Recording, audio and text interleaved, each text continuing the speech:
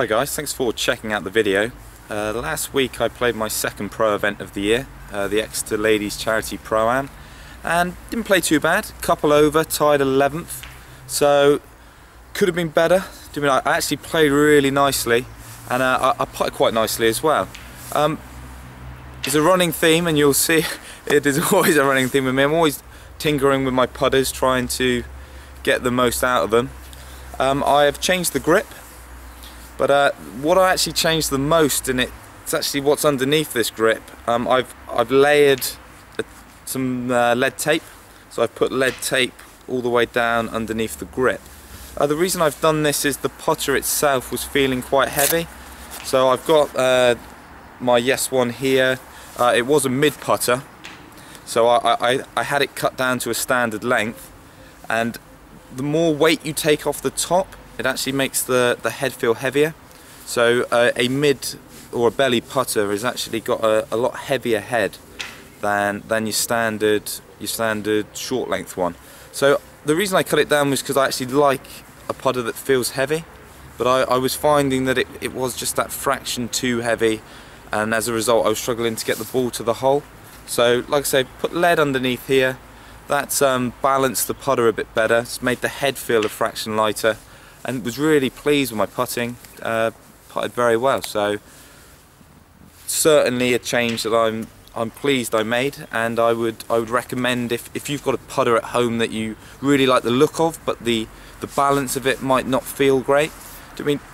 Altering the weight, so if it was feeling too light, putting some lead tape maybe in the back slot so it's not really affecting your visual. When you look down at it, again, that's a way of just putting a better balance on there, and that should help your confidence, maybe make you putt a little better. But yeah, so that was the putter. Not the most consistent rounds. My first par of the day was on the 8th hole.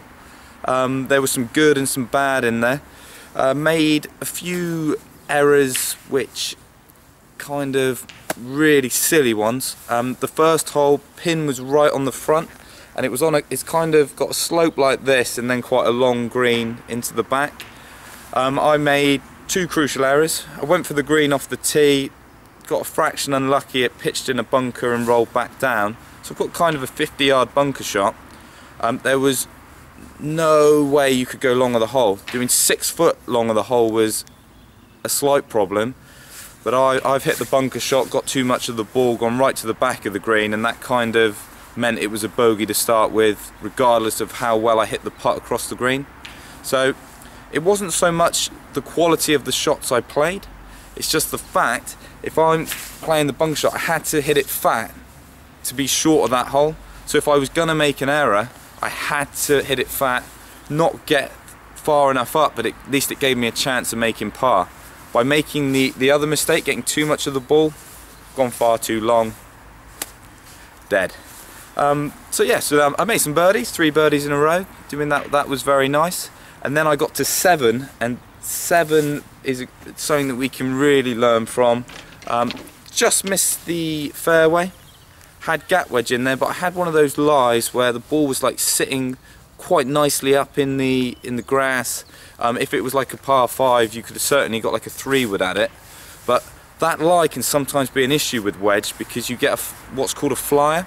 So what happens is you get a great contact, but some of that grass gets caught in between the ball and the club, and it means that the grooves can't generate the spin that they usually would.